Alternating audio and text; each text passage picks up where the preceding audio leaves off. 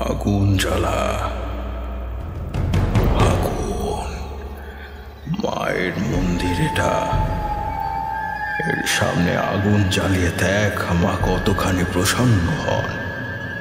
তোদের বলি উনি স্বীকার করবে। পাশ থেকে এক গ্রামবাসী চিৎকার করে ওঠে, না না না না না, আমাকে ছেড়ে দিন, আমাকে ছেড়ে দিন তান্ত্রিক বাবা। আমি আপনার কি ক্ষতি করেছি? আমরা তো এই দেবীকে পূজার যোগ্য বলে মনে করি না, কারণ এই দেবী পূজার অযোগ্য। কি বললি পাপি? কি বললি তুই? এই দেবী পুজোর অযোগ্য? এই দেবীকে তোরা দেবী রূপে বরণ করবি না। এই দেবী পাতাল নিবাসিনী, আপনিও জানেন এই দেবীকে পূজার অযোগ্য বলে মনে করা হয় বলেই গ্রামের এমন এক প্রান্তে স্থান দেওয়া হয়েছে যেখানে কেউ আসা যাওয়া পর্যন্ত করে না। এই দিঘিতে আর কেউ যায় না পর্যন্ত, এই দিঘির জলকে ব্যবহার পর্যন্ত করে না। এই দেবীকে সকলেই পাপিনী বলে মনে করে। এনার আরাধনার মধ্যে দিয়ে কেবলই ধ্বংসই হয়েছে, কেউ জীবিত থাকতে পারেনি। সকলকে মরতে হয়েছে, সকলকে শেষ হতে হয়েছে। আপনি এভাবে মানুষের ওপর অত্যাচার চালাতে পারেন না। যেতে দিন আমাকে মুক্তি দিন। আমি আপনার কি ক্ষতি করেছি? মুক্তির নিঃশ্বাসটুকু ফেলতে দিন অন্তত। তান্ত্রিক পুনরায় চিৎকার করে ওঠে, সাথে সাথেই গর্জে ওঠে মেঘ। তুই ভক্তি করতে পারিসনি তাতে কি আছে, কিন্তু নিজের প্রাণটা বিসর্জন দেওয়ার মধ্যে দিয়ে তুই সব কিছুকে ঠিকই ফিরে পাবি। দেবীর সামনে নিজের প্রাণ বিসর্জন দিলে তোর মুক্তি নিশ্চিত হবে। দেবী তোকে আশীর্বাদ করবে, তোর প্রাণটা আটকে পড়বে দেবীর বিগ্রহে, অমর হয়ে যাবি তুই। তোর এই বিসর্জন একেবারেই বৃথা যাবে না। শেষ করে ফেল নিজেকে। আমি তো দেবীর দূত মাত্র। আমার হাতে দেবী তোর পুজো পেতে চায়। তোর প্রাণটাই হলো তার অর্ঘ্য। এই অর্ঘ্যের মধ্যে দিয়ে তিনি তোকে বরণ করে নিতে চান। নিজেকে দেবীর চরণে সঁপে দেওয়ার জন্য তুই প্রস্তুত হয়ে যা। সব কিছু ঠিক হয়ে যাবে, সব ঠিক হয়ে যাবে। আবারও গর্জে ওঠে মেঘ। না না না না, দয়া করে আমাকে যেতে দিন, আমাকে যেতে দিন। না না।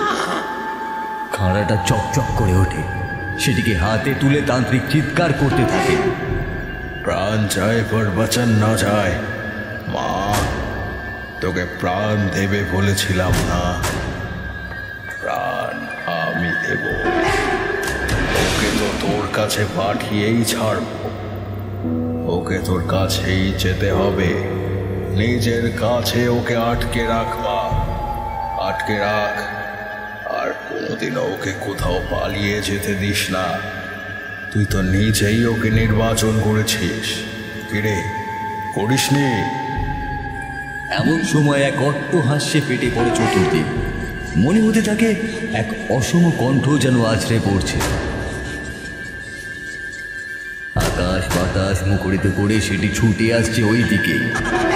মেঘের গর্গর শব্দের রেশটা স্পষ্ট বুঝিয়ে দিচ্ছে কোনো শক্তি কেন ঘুমড়ে ডেকে উঠছে চারিদিক উদ্ভাসিত সেই কণ্ঠের ধ্বনিতে।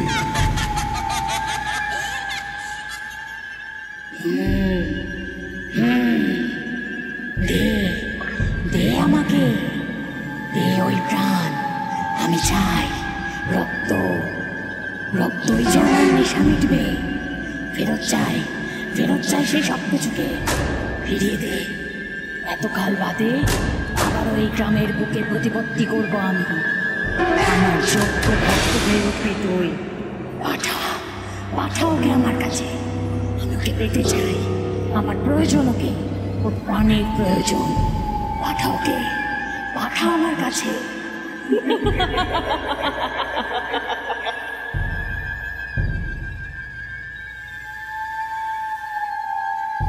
এক বিভৎস অট্টহাসির শব্দে সব দিকটা টালমাটাল হতে শুরু করে।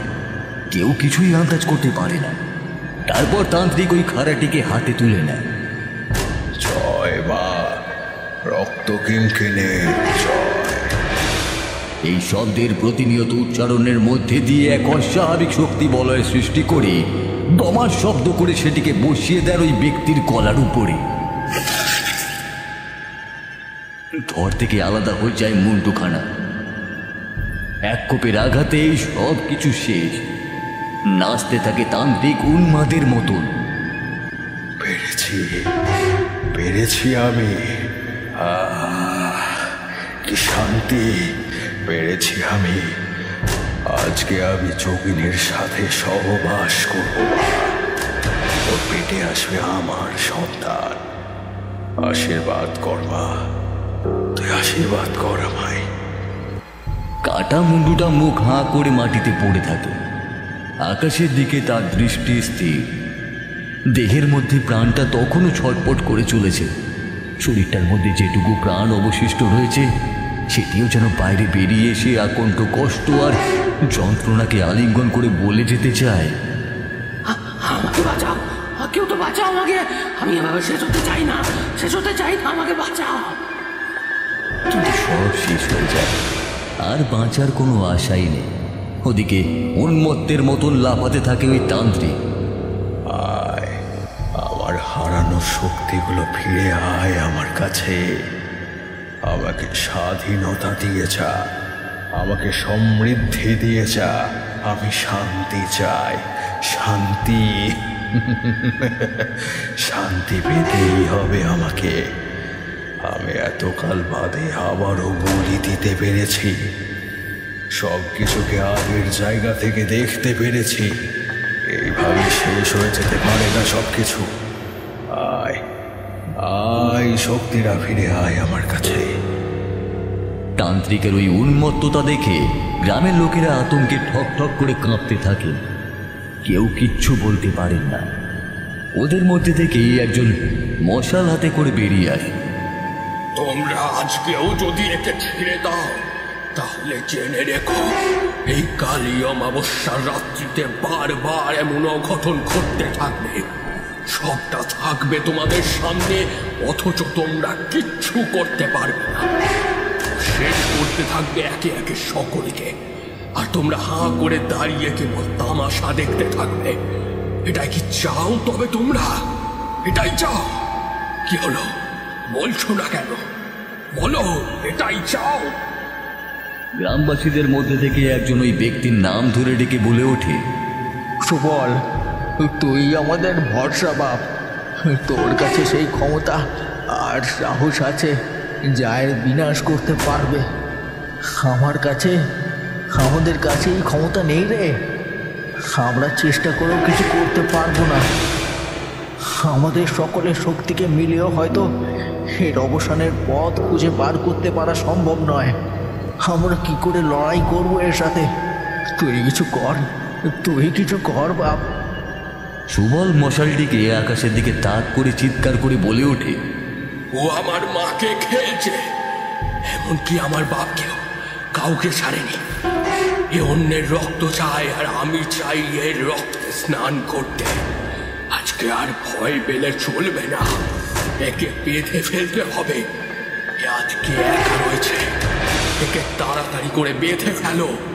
আর ওই মন্দিরকে আমি ভেঙে দেবো, আজকে সবটা শেষ করে দেব। ওই মন্দিরের সাথে দিঘির তলায় পুঁতে দেব ওই তান্ত্রিককে। ও আর ওখান থেকে উঠে আসতে পারবে না। জ্যান্ত কবর দেব ওকে, জ্যান্ত। ওই দেবীর বড় ভক্ত না, বিশাল ভক্ত। বেশ তো, তাহলে ওর থেকে বেশি দুষ্টি ওই দেবীকে কেউ দিতে পারবে না। ওর প্রাণের বিনিময়ে দেবী সব থেকে বেশি প্রসন্ন হবেন। চলো, এবারে আমাদের শক্তির পরীক্ষা দেওয়ার দিন এসে পড়েছে। চলো সবাই। সুবলের চোখ দিয়ে শেষবারের মতন জল গড়িয়ে পড়তে থাকে। ওর মায়ের মুখটা ভেসে ওঠে ওর চোখের সামনে। মনের মধ্যে উথাল পাতাল করতে থাকে হারানো স্মৃতিগুলো। সে নিজেকে বারবার করে বোঝাতে থাকে, মা, বাবা, একদিন এই জায়গাতে তোমাদেরকে এই নৃশংসভাবে শেষ হতে হয়েছে। আজকে ওকে শেষ হতে হবে। ওর ওই উন্মত্ত নাচ আজকের মধ্যে সমাপ্তি টানবে। এই চলো সকলে, হই হই করে চলো। একে শেষ করতে ভয় কিসের? ভয়ে পিছিয়ে যেও না।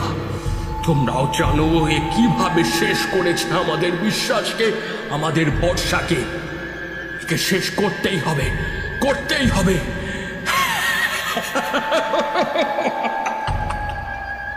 সুবলের দুটো চোখ থেকে যেন সেদিন রক্ত ঝরছিল। ওর ভিতরটা ফুটন্ত লাভার মতো টকবক করে ফুটছিল। গ্রামের লোকেরা ওর বিশ্বাসের উপরেই বিশ্বাস রেখে এগিয়ে চলল। হই হই করে এগোতে থাকলো তারা সকলে।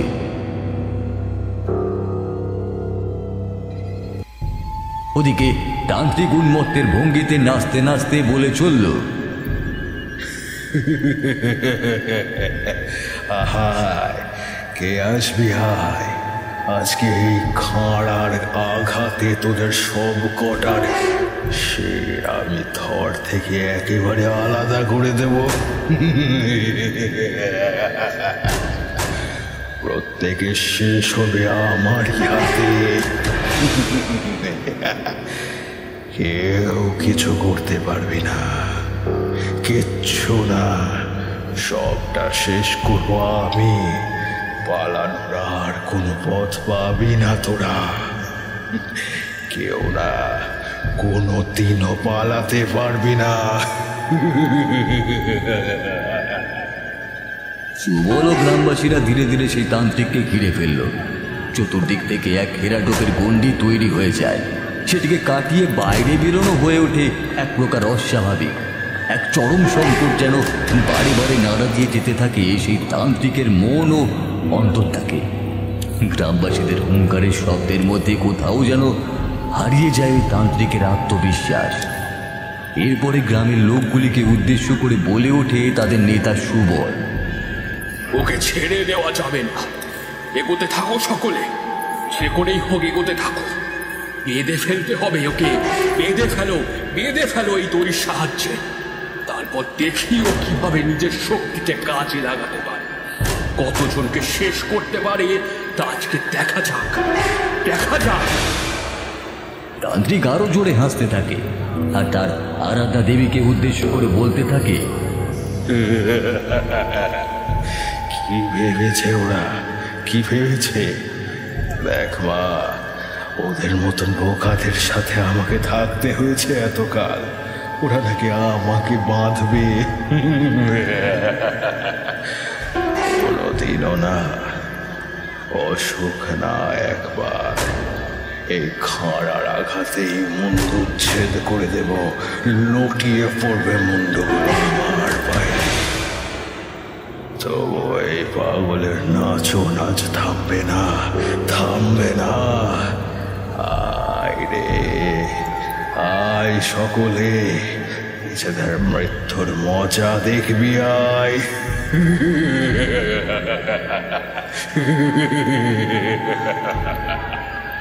গ্রামবাসীরা একে একে এগিয়ে ওই তান্ত্রিককে চতুর্দিক থেকে ঘিরে এক মোটা দড়ির সাহায্যে বেঁধে ফেলতে শুরু করে। সুবল ওই তান্ত্রিকের পায়ের ঠাঁই লক্ষ্য করে মশালের বাড়ি মারতে থাকে।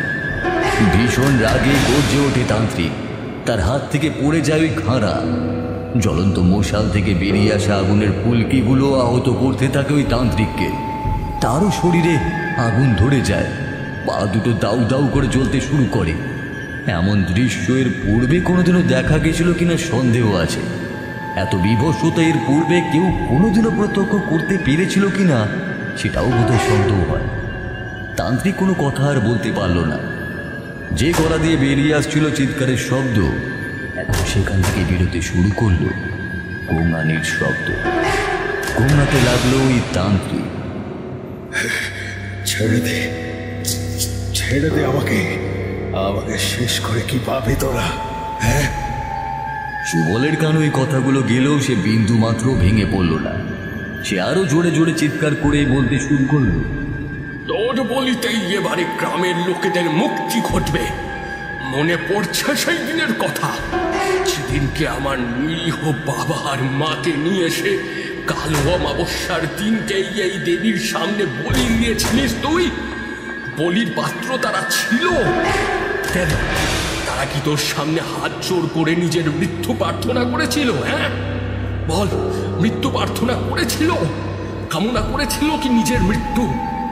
তবুও তো তুই তাদেরকে ছাড়িসনি, তবুও তো তুই তাদেরকে মুক্তি দিসনি, শেষ করে দিয়েছিলিস তাদেরকে। আজকে যেমন তুই গোঙাচ্ছিস, ওই দিনকে ওরাও প্রাণের মায়া কাটিয়ে যেতে চাইছিল না, পারেনি তারা মুক্তি পেতে। আজও তাদের আত্মা আমার বাড়ির তোর গোড়ায় এসে কাঁদে, তাদের চাপা আর তোনাদের সুর আমাকে শেষ করতে থাকে। শয়তান, আমি পারি না তাদেরকে ফিরিয়ে দিতে সেই সম্মান, সেই সুন্দর জীবন, সেই আশা, সেই আকাঙ্ক্ষা আর সেই সব কিছুকে যা এককালে তাদের জমা পুঁজি ছিল, যেগুলোকে বুকে বেঁধে বেঁচে থাকতো তারা। আর সব থেকে বড় পাপ তুই আমার সাথে করেছিলিস, আমাকে অনাথ করেছিলিস তুই। কিভাবে এতকাল বেঁচে থাকতে হয়েছে সেটা আমি জানি, জানে আমার অন্তরাত্মা। তোকেও ঠিক এইভাবে শেষ হতে হবে, আজকে শেষ হতেই হবে,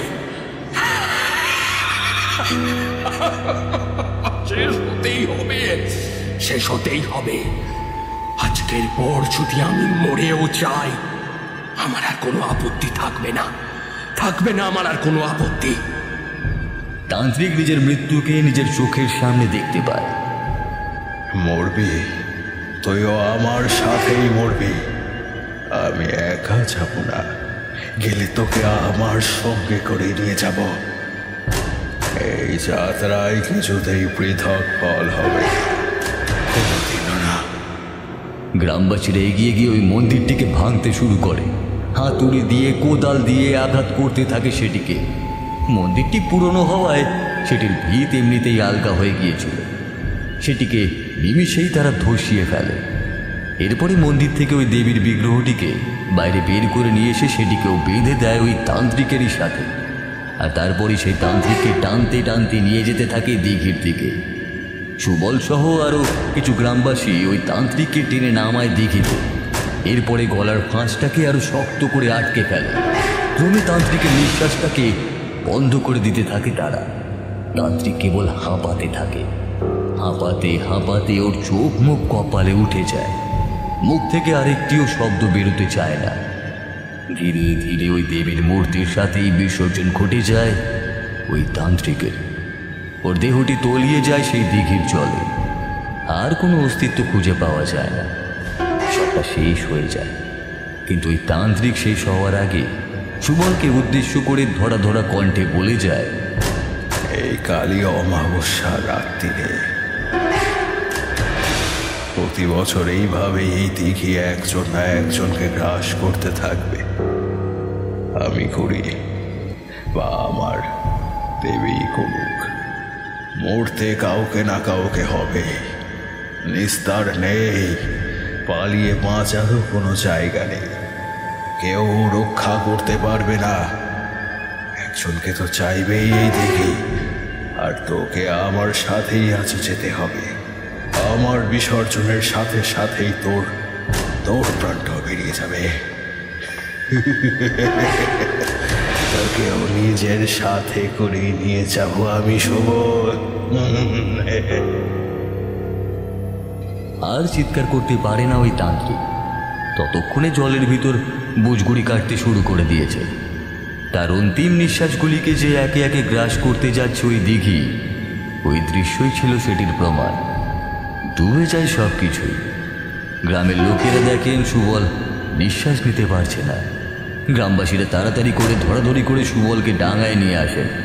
গ্রামবাসীদের মধ্যে থেকেই এক মহিলা বলে ওঠেন, আমি জানতাম একটা না একটা অঘটন ঘটবে। পাপের বিনাশ করতে গিয়ে ওই পাপকে যে তুইও গায়ে মেখেছিস সুবল, তোর যে আর রক্ষে নেই বা। ও যাওয়ার সময় তোর উপরে মারণ ক্রিয়া প্রয়োগ করে গেছে রে, যাতে ও মরার পরেও তোর প্রাণ হরণ করে নিজে আত্মা হিসাবে এখানে ঘুরে বেড়াতে পারে। এই দিঘির মধ্যে ওর বাস থাকবে।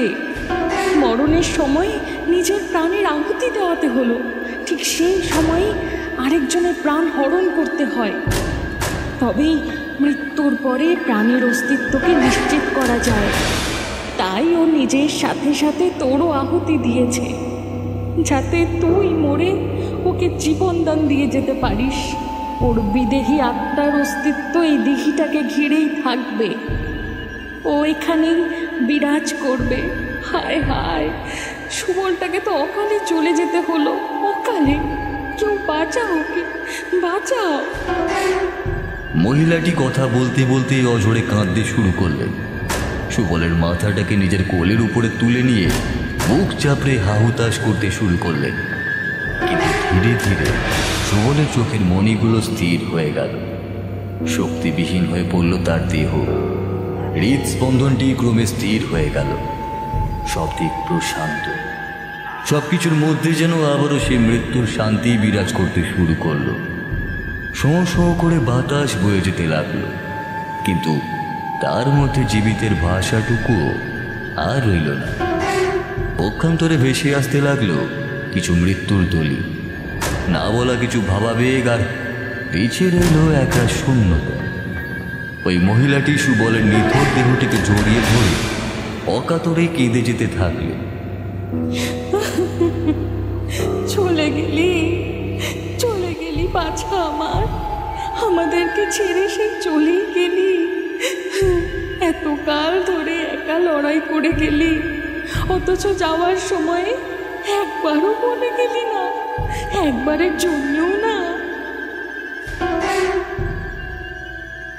সুবলের দেহটি সৎকারের জন্য শ্মশানের উদ্দেশ্যে নিয়ে যাওয়া হলো। গ্রামবাসীরা দাঁড়িয়ে থেকে সুবলের অন্ত্যেষ্টি ক্রিয়া সম্পন্ন করলেন। সেদিন ওই পাপের ঘোড়া পূর্ণ হওয়ার সাথে সাথেই এক পুণ্যাত্মার দেহ বসানো ঘটল।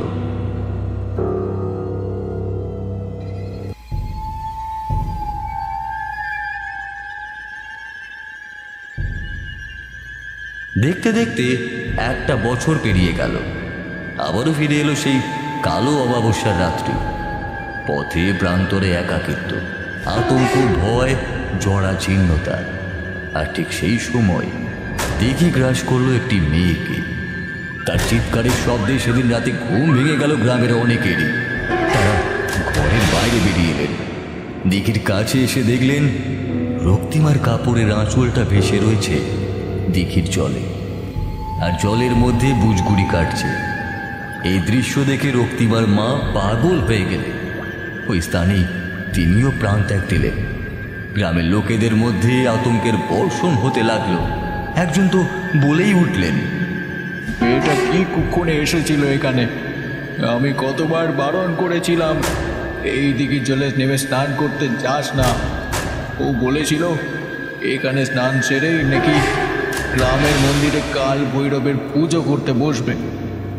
ভেবেছিলাম ওর পবিত্রতা দিয়েই এই অভিশাপকে খণ্ডন করতে পারবে, কিন্তু পারল না। ওই অভিশাপকে খণ্ডন করা এত সহজ হলো না। শেষে ওর প্রাণটাও অকালে চলে গেল। রক্তিমা নিজেকে বিসর্জন দিল। আবারও একটি বলি, ওই তান্ত্রিক ঠিকই বলেছিল। সেইখান থেকে কোথাও যায়নি, ওর মৃত্যু ঘটেনি। ওকে মারা এত সহজ নয়, ওকে এইখানেই থাকতে হবে। যে এই দিঘি অভিশপ্ত, এখানে আর কাউকে আসতে দেওয়া যাবে না। আমাদেরকে এই গ্রাম ছেড়ে অন্যত্র চলে যেতে হবে। আমরা এখানে থাকতে পারবো না।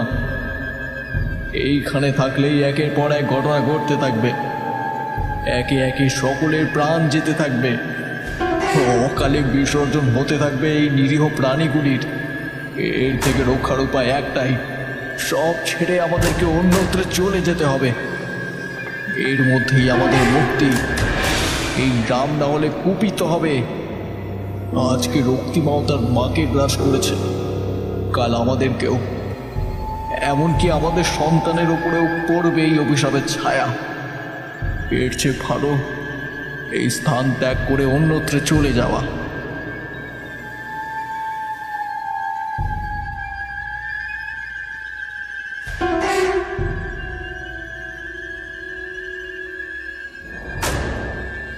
গ্রামবাসীরা সেদিনের পরে আর কেউই ওই গ্রামে থাকেননি, চলে গেলেন অনেক দূরে।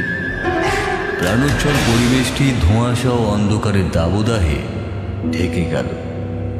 এতকাল ধরে যেখানে কোলাহলের শব্দ শুনতে পাওয়া যেত, সেটি নিভৃতে নিঃসারে তলিয়ে গেল অন্ধকার ও গুমড়ে ওঠার নিষ্কল কান্নার মহাসমুদ্রে। এ ছিল অপূর্ণতার ইতিহাস। সব কিছু কি অতীতের আলোকে বিচার্য হয়? কত কিছুই তো হারিয়ে যায়, কত কিছুই তো অজানা ইতিহাসের দলিল হয়ে থেকে যায়, কত শত কথার কোনো জবাব মেলে না।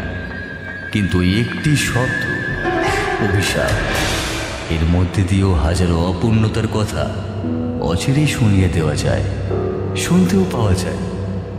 সবটাই গোপনে নিস্তব্ধে দম ফেলতে থাকে। এরপর কেটে যায় 50টা বছর। শোনা যায় ওই গ্রামের ত্রিসীমানায় আর কেউই ঘেঁষেন। ওই গ্রামটি নাকি ওই রকমই পরিত্যক্ত অবস্থাতেই পড়েছিল। কেউ সেখানে গিয়ে নতুন করে বসবাসের কোনো স্বপ্নই সাজায়নি, কারণ সকলের কাছেই ওই দিঘি ছিল একটি মৃত্যুর ঠিকানা। কিন্তু সময়ের সাথে সাথে সব কিছুই বড় অন্যরকমভাবে বদলে যায়। মানুষের মন মানসিকতার ক্ষেত্রেও অনেক পরিবর্তন লক্ষ্য করা যায়। সব থেকে বড় বিষয়, সময়ের সাথে সাথে আমাদের প্রয়োজনগুলো বদলে যেতে থাকে। কারুর সময় পরিবর্তন হয় তো কারুর জীবন, আবার কারুর আবেগ তো কারুর মতভেদ।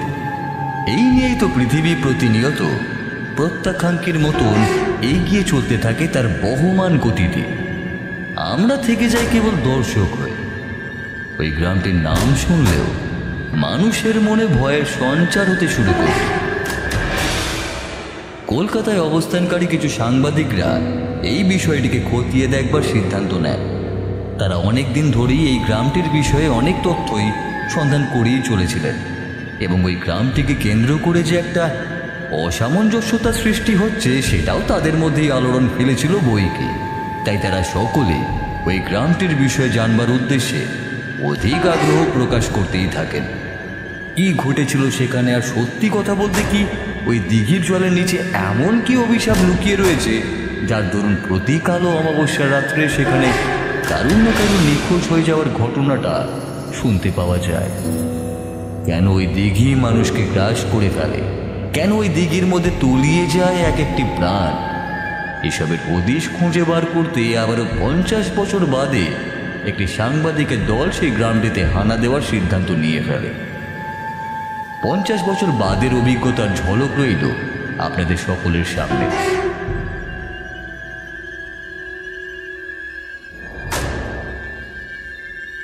এই রবি, ওই পলাশদিঘি গ্রামের ব্যাপারে অনেকদিন ধরে নিউজ দেখতে পাচ্ছি।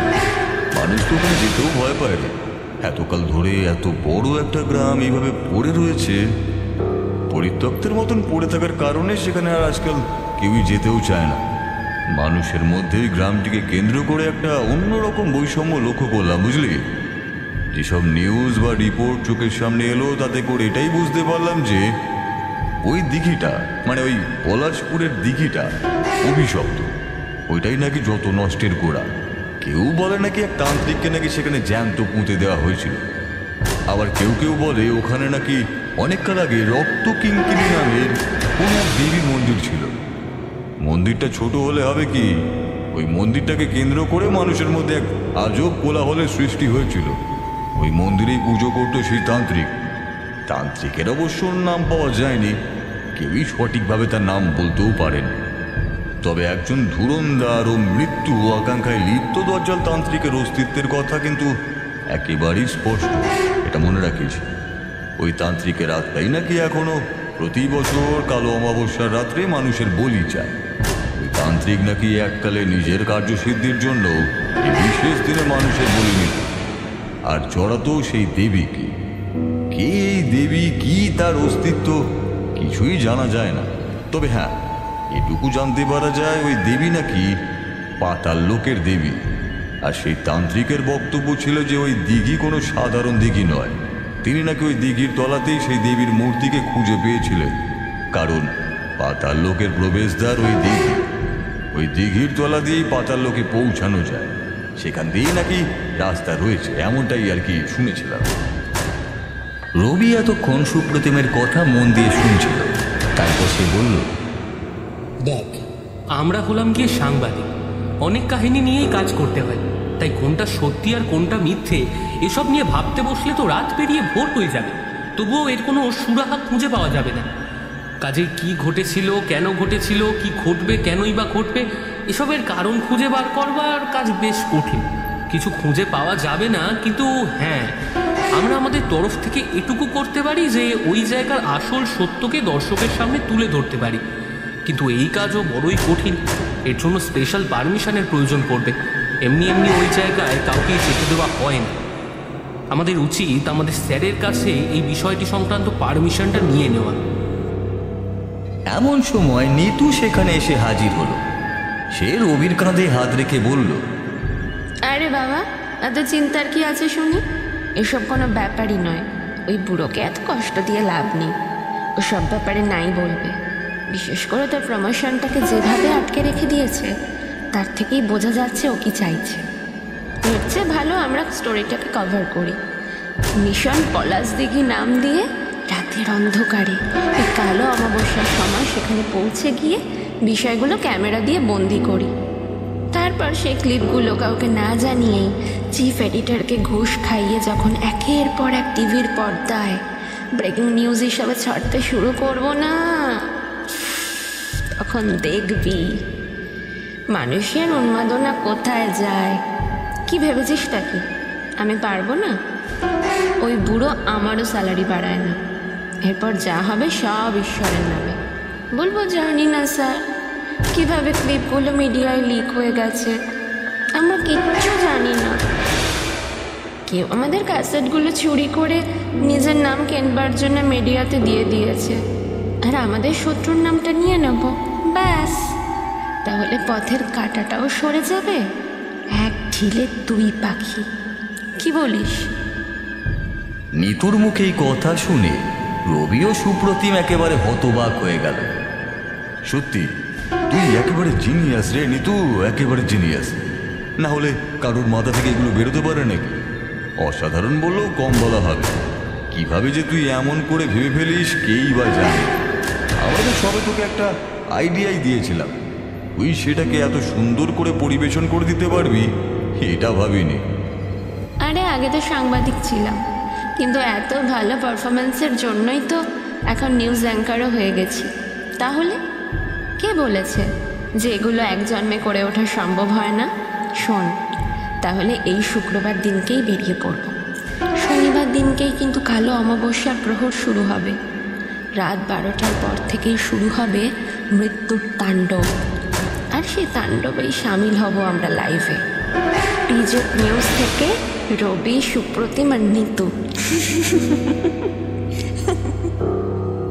ওরা সকলেই নিতুর কথায় রাজিও হয়ে গেল। এরপরে রবি গিয়ে হাজির হলো ওর বসের ঘরে। স্যার, আমার সুপ্রতিমের ও নিতুর অনেক দিন ধরে ছুটি পাওনা রয়েছে। আমরা একটু বিদেশে ঘুরতে যাব আর কি। অনেক দিনের শখ, বুঝতেই পারছেন। আসলে এক নাগারে কাজের প্রেশার নিতে নিতে সকলেই ভীষণ ক্লান্ত হয়ে পড়েছে। তাই ভাবছিলাম কয়েকটা দিনের জন্য যদি বাইরে ঘুরে আসতে পারতাম তাহলে মনটাও ভালো লাগতো আর কি। সবটা শুনলেন ওদের বস। বেশ, আমার কোনো আপত্তি নেই তাতে, তবে সাবধানে যেও। তোমরাই হলে এখন টিজেড নিউজ এজেন্সির পিলার, মানে স্তম্ভ। তোমাদের উপরই এখন সবটা নির্ভর করছে, কাজেই নিজেদের খেয়াল রেখো। আচ্ছা, তা কতদিনের জন্য যাচ্ছ তোমরা? এই ধরুন 4-5 দিনের জন্য। যতটা তাড়াতাড়ি সম্ভব আমরা ফিরে আসবো আর কি।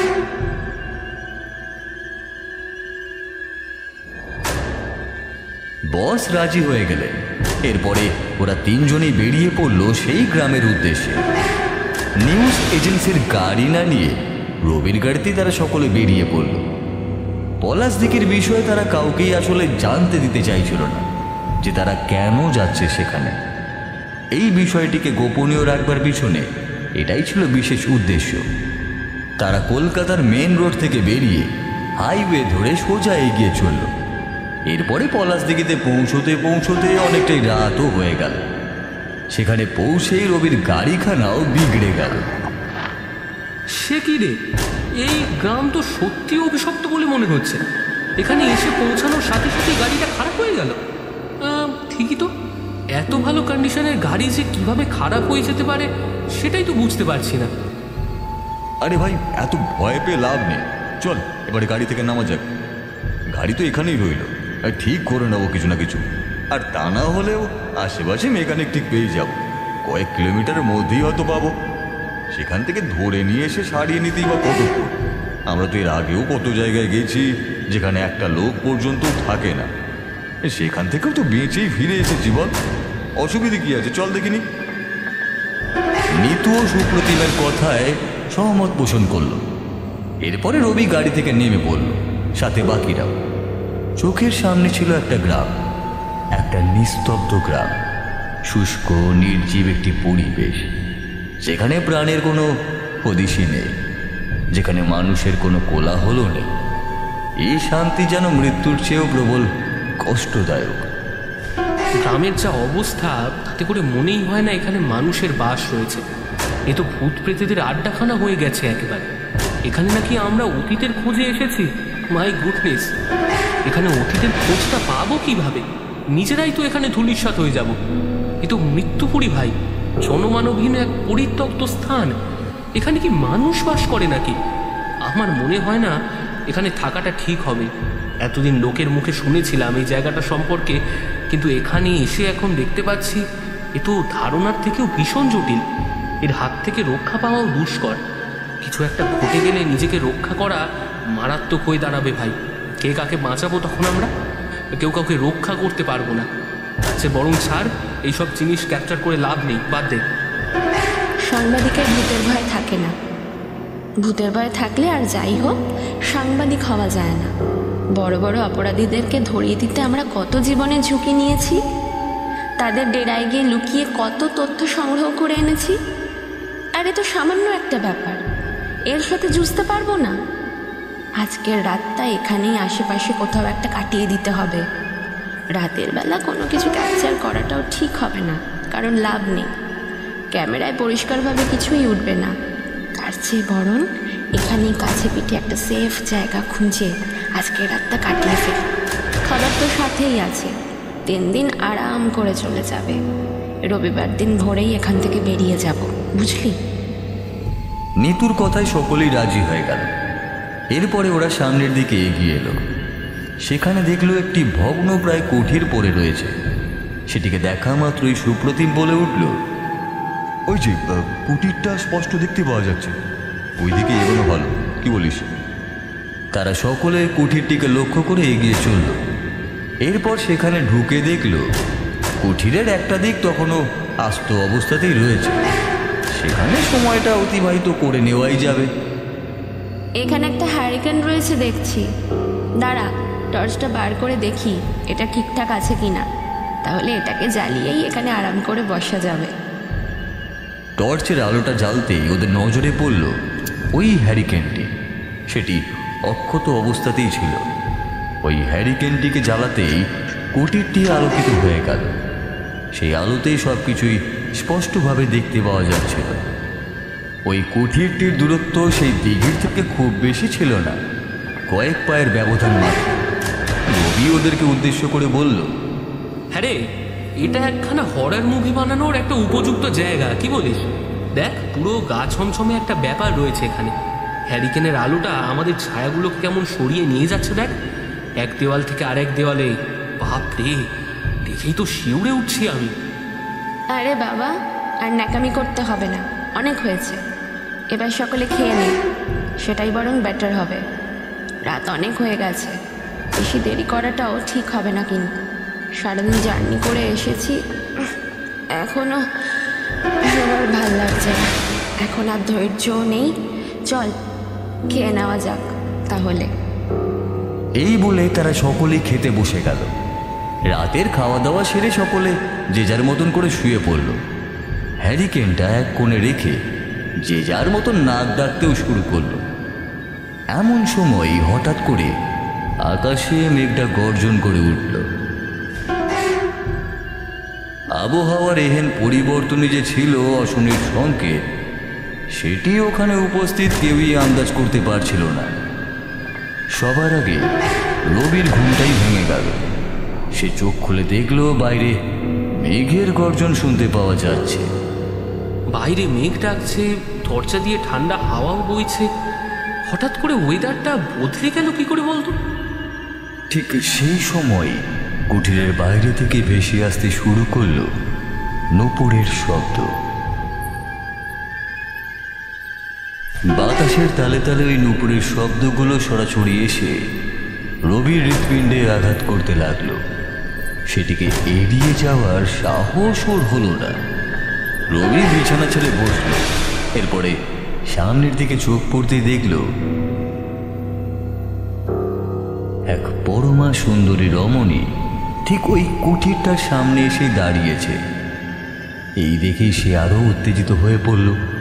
সে তাড়াতাড়ি করে কুঠির থেকে বেরিয়ে ওই রমণীর সামনে গিয়ে দাঁড়ালো। হা করে দেখতে থাকলো তাকে।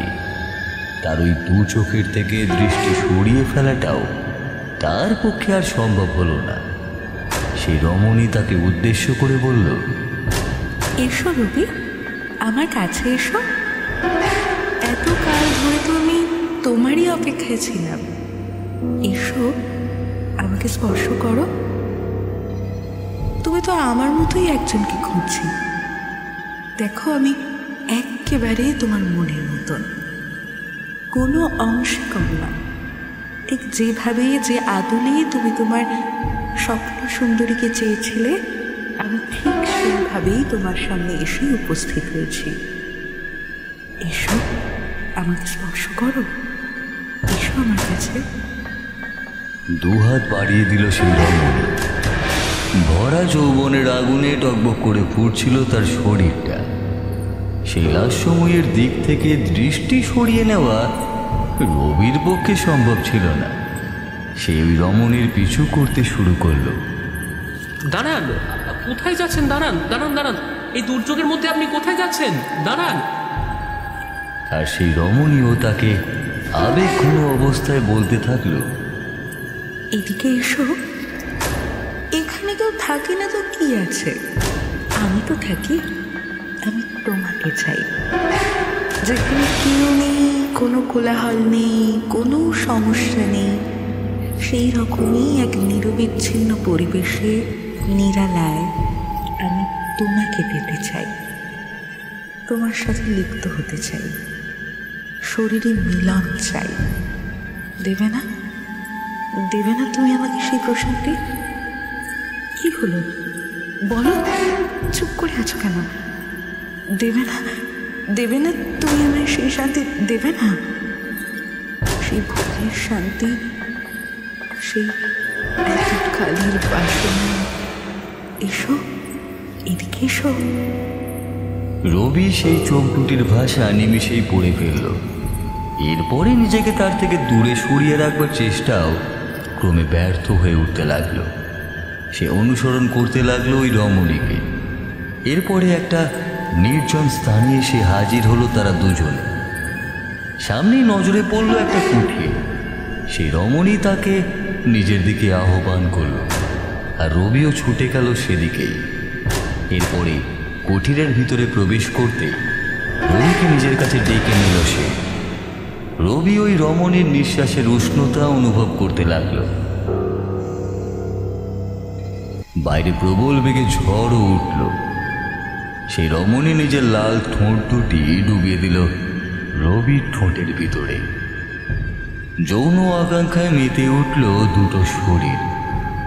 এক অচেনা অজানা ক্ষণেও নিজেকে একা খুঁজে পাওয়ার প্রত্যাশা যে রবি রাখেনি, সেই ক্ষণ যেন উপহার হিসেবে ঈশ্বরই তার হাতেই তুলে দিয়েছিল। সেই রমণীর চোখের দিকে তাকাতে নিজের হুঁশ হারিয়ে ফেলল রবি। এরপরে যৌন খেলায় মেতে উঠল দুটো শরীর।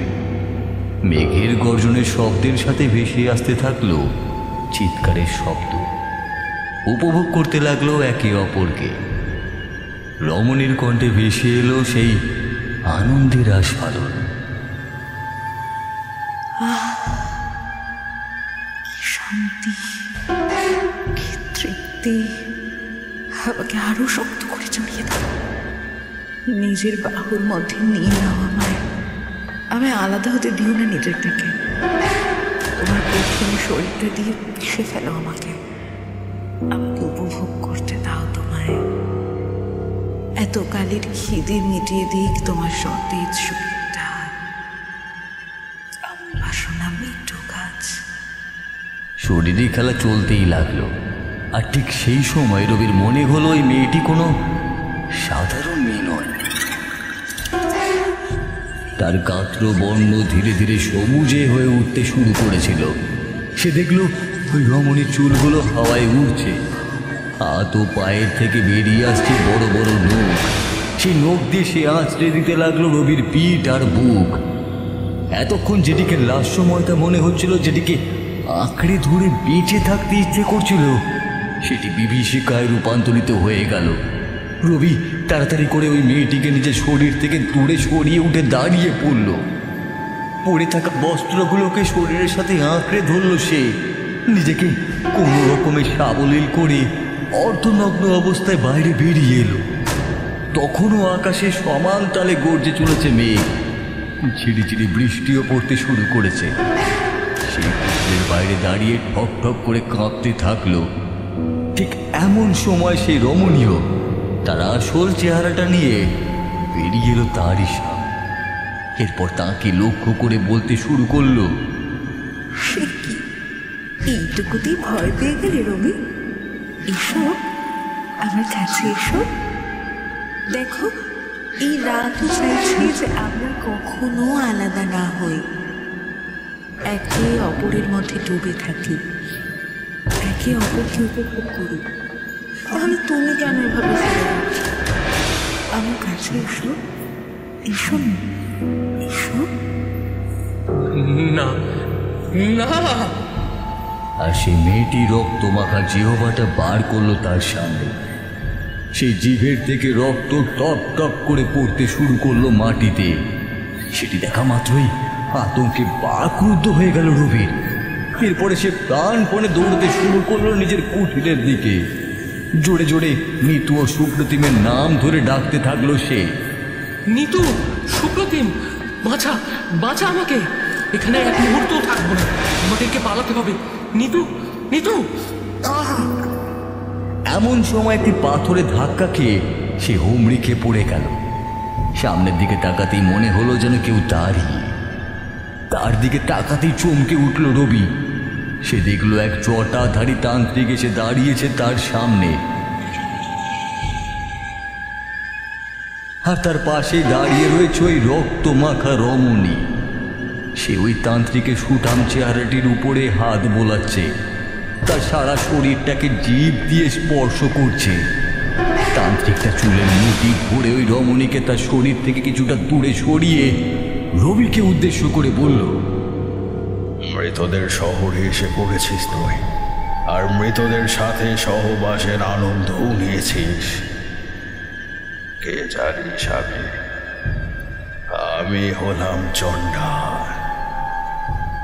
আমাকে সবাই এই নামেই চিনত। মধ্যরাত কাবার হয়ে গিয়েছে, চলে এসেছে বলির লগ্ন। এ হলো আমারই যোগিনী। একে আমি সৃষ্টি করেছি আমার কাম বাসনা মেটানোর জন্য। একেই পাঠিয়েছিলাম তোর কাছে। এর সেই ক্ষমতা আছে যা যে কোনো পুরুষকে নিজের কাছে টেনে আনতে পারার জন্য যথেষ্ট। সেই কাজটাই করেছে, তোকে আমার কাছে নিয়ে এসেছে। এতকাল বাদে আবারও কালো অমাবস্যার এই প্রহরে আমার বলির সরঞ্জাম আমার চোখের সামনে এসে হাজির হয়েছে।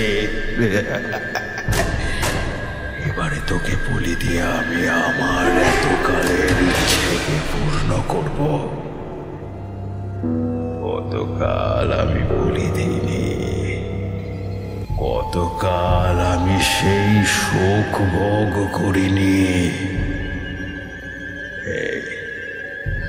আমার কথা কি তুই শুনতে পাচ্ছিস?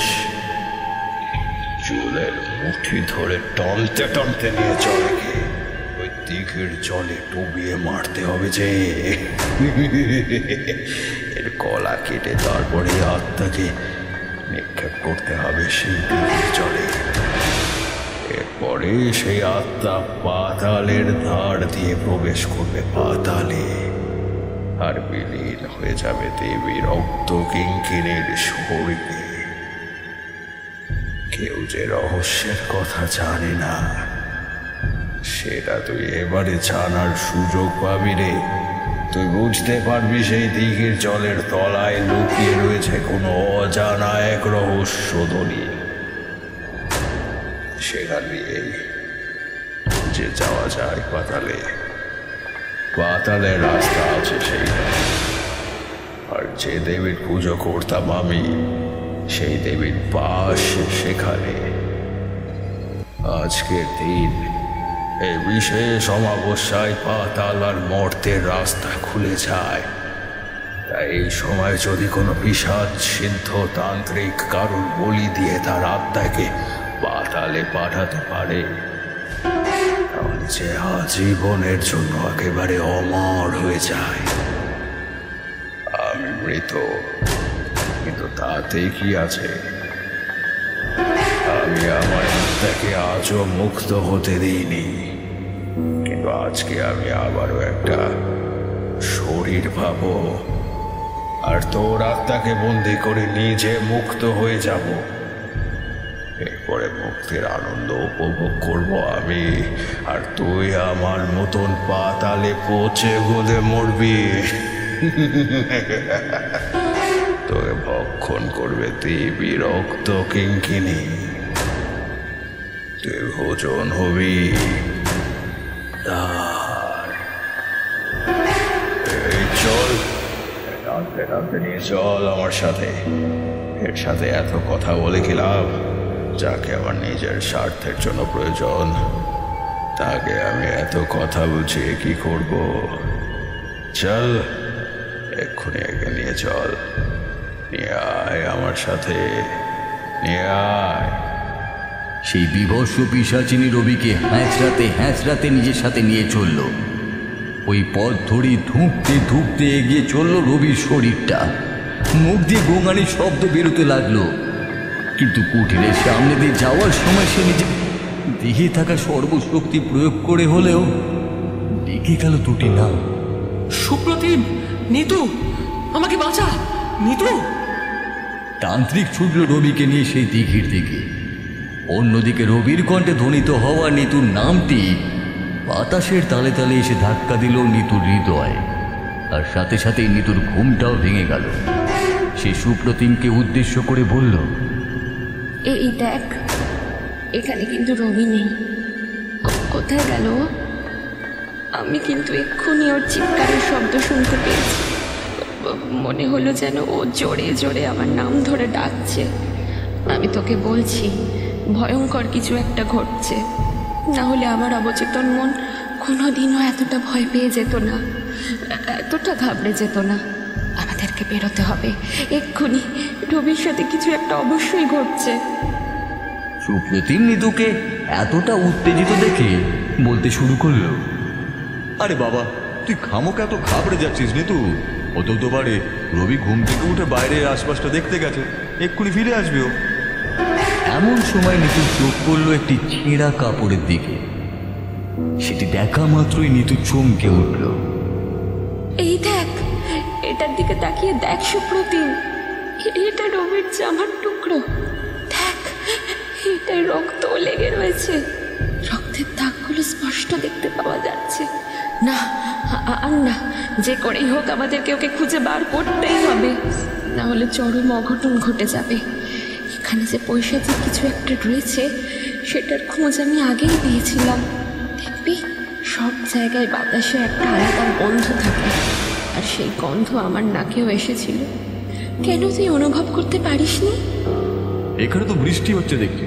এখানকার আবহাওয়াটা হঠাৎ করে কিভাবে বদলে গেল কে জানে। এক্ষুনি তো সব ঠিকঠাকই ছিল, হঠাৎ করে কি এমন হলো আমি তো কিছুই আন্দাজ করে উঠতে পারছি না রে। এসব ভেবে এখন কাজ নেই। এই দেখ, টর্চের আলোতে রবির শরীর থেকে ঝরে পড়া রক্তের ফোঁটাগুলো স্পষ্ট দেখতে পাওয়া যাচ্ছে। এই দাগগুলোকে লক্ষ্য করেই আমাদেরকে এগিয়ে যেতে হবে, নাহলে আর কোনো উপায় নেই। যত তাড়াতাড়ি সম্ভব আমাদেরকে এগোতে হবে। চল, তাড়াতাড়ি চল। এই বলেই ওরা দুজনে সেই রক্তের ফোঁটাগুলিকে লক্ষ্য করে এগিয়ে যেতে লাগলো সেই দিঘির দিকে। আকাশে তখনও বিদ্যুৎ গর্জেই চলেছে, বৃষ্টির রেশটাও বেশ বৃদ্ধি পেয়েছে। ওরা অক্লান্ত পরিশ্রম করে দৌড়তে দৌড়তে এসে উপস্থিত হলো ওই দিঘির সামনে। সেখানে দাঁড়িয়ে ওরা যা দেখলো তাতে ওদের চক্ষু চড়ক গাছ। ওরা দেখলো সেই তান্ত্রিক একটি বলির বেদি সাজিয়ে সেখানে লোহার শিকলের সাহায্যে আটকে রেখেছে রবির দেহটিকে, আর তার পাশে রয়েছে সুবিশাল একটি খাঁড়া। খাঁড়াটি এতটাই ধারালো যে তার সামনে ও পিছনের অংশে সোনার মতন চকচক করছে। একটি যজ্ঞের বেদি নির্মাণ করে মন্ত্র পড়ে চলেছে সেই তান্ত্রিক, আর কাটা পাঁঠার মতন ছটপট করে চলেছে রবি। আর এক বিভৎস চেহারা রমণী রবির শরীরে হাত বোলাচ্ছে আর ঠোঁটে নিজের ঠোঁট ঘষছে। শরীরে উত্তেজনার পারদ ছড়িয়ে দিতে দিতে বলছে, কি শান্তি, তোমার শরীরটা আমায় দাও। নরম তুলে শরীরটা আমি যে আবারও একবার পেতে চাই, না হলে যে আমার তৃপ্তির আনন্দটাই উপভোগ করতে পারবো না।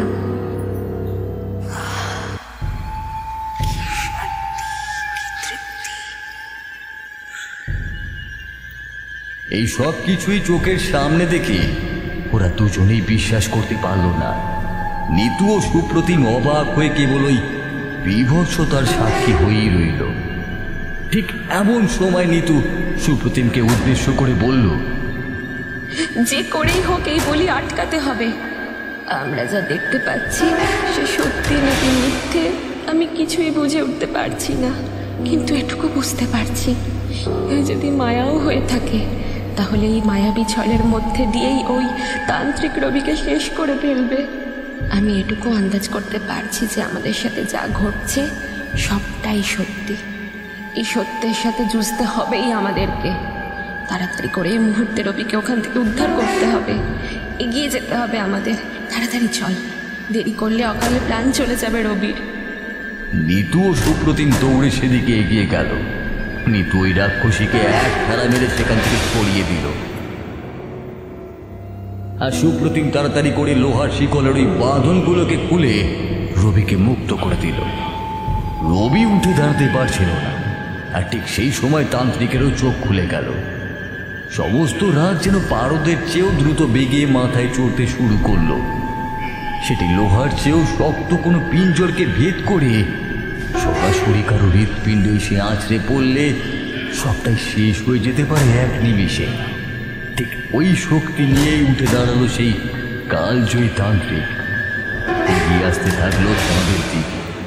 এরপরে নিতুর চুলের মুঠি ধরে তাকে শূন্যে উড়িয়ে দিল। অনেকটাই দূরে গিয়ে পড়ল নিতু। তার মাথাটা গিয়ে লাগলো একটি বাঁশের সাথে। সাথে সাথেই রক্ত বেরোতে শুরু করলো। রবির দেহটাকে টানতে টানতে ওই দিঘির জলের দিকে নিয়ে যেতে যাবে সেই তান্ত্রিক, এমন সময় সুপ্রতিম তার পথে বাঁধা হয়ে দাঁড়ালো।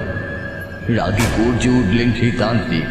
এরপরে ওকে উদ্দেশ্য করে বলল, রবিকে বাঁচাতে চাইছিস, সেই জন্য তোর এত আকুলি বিকুলি। তো চিন্তা নেই, ও বেঁচে যাবে, কিন্তু তুই যে কত বড় ভুল করে ফেলেছিস সেটা এক্ষুনি বুঝতে পারবি।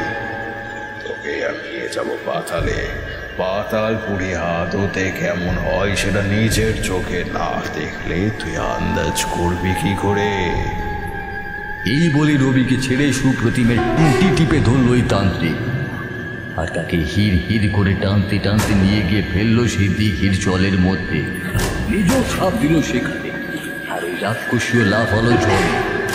এরপরে ঝড়ের বেগে সুপ্রতিমকে নিয়ে তারা এগিয়ে চলল পাতালপুরীর দিকে।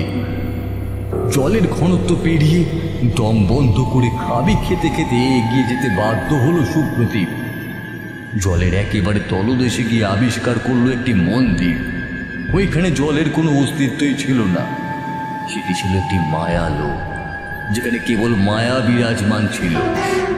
সেই মায়ালোকের মধ্যে এসে পড়তেই সুপ্রতিমের সমস্ত শব্দ হারিয়ে গেল। ওই তান্ত্রিক তাকে উদ্দেশ্য করে বলল, এটি পাতাল, আর ওই মন্দির দেখছিস, দেখ ওরই পাশ পাশে পড়ে রয়েছে আমার কঙ্কাল। ওই মন্দিরের সাথে বেঁধে গ্রামবাসীরা আমাকেও জ্যান্ত পুঁতে দিয়েছিল।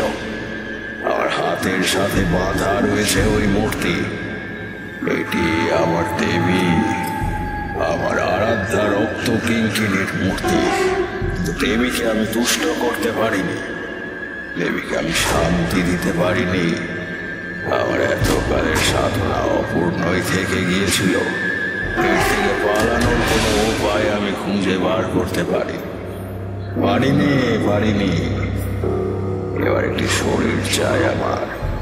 তোকে শেষ করে তোর শরীরটা নেব আমি, আর তোকে মেরে তোর আত্মাকে চিরকালের জন্য বন্দী করবো পাতালে। দেবীর আহার্য হবি তুই। তোর আত্মাকে পেলে দেবী আমাকে মুক্তি দেবে, আর তোর শরীরটা পেয়ে আমিও অমর হয়ে যাবো। এরপরে লোকে তোর চেহারা দেখে আমাকে গ্রহণ করে নেবে, আর সেই সব কিছুকে উপভোগ করতে পারবো আমি, যেটা কেউ কোনোদিন পারিনি। আর তো অমর হয়ে যাবো। বলে শরীর যারই হোক না কেন, কেউ আমাকে সাধারণ জীবন যাপনের থেকে দূরে সরিয়ে রাখতে পারবে না। এই বলেই সেই তান্ত্রিক সুপ্রতিমকে টানতে টানতে নিয়ে যেতে লাগলো সেই পাতালপুরীর দিকে। পাতালপুরীর দরজাও খুলে গেল। তান্ত্রিক তাকে ধাক্কা দিতে যাবে এমন সময় সুপ্রতিম সেই তান্ত্রিকের হাতটা শক্ত করে ধরে তাকেও নিজের দিকে টেনে নিয়ে বলল, এক যাত্রায় পৃথক ফল হবে কি করে তান্ত্রিক?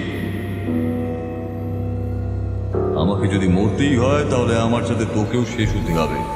তাহলে তুই এতকাল ধরে যেভাবে নিজের স্বার্থের জন্য নিরীহ মানুষগুলোর প্রাণ নিয়ে এসেছিস, ঠিক একইভাবে তুই আবারও সবকিছুকে ধ্বংস করে ফেলবি, সবকিছুকে। তাই তোকেও আমারই সাথে শেষ হয়ে যেতে হবে। তান্ত্রিকের মনে পড়ে গেল নিজের বলা বৃথা আস্ফালনের কথাগুলি। এত বড় পরাজয়কে, এতদিনের তপস্যাকে এইভাবে শেষ হতে দেখতে পারল না তান্ত্রিক। কিন্তু নিয়তিকে কেউ কি কোনোদিনও খণ্ডাতে পেরেছিল? সুপ্রতিম তান্ত্রিকের সাথে নিয়ে ঝাঁপিয়ে পড়ল পাতালের আগুনে, আর সাথে সাথেই এক বিভৎস বিক্ষিপ্ত আগুনের ফুলকি দিঘি ভেদ করে উপরে উঠে এলো। সেই আগুন ত্রাস করে নিল গোটা দিঘিকে।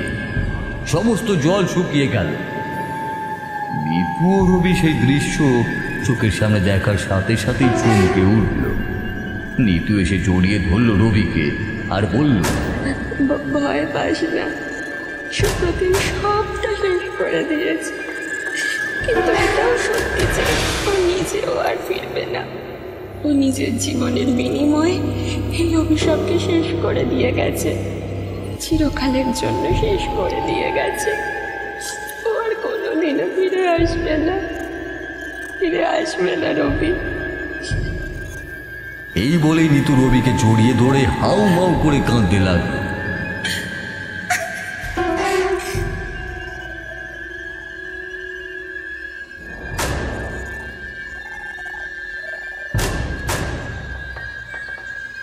পরের দিন সকালে নিতু কোনো রকমে রবিকে টানতে টানতে গাড়ির সামনে নিয়ে এলো।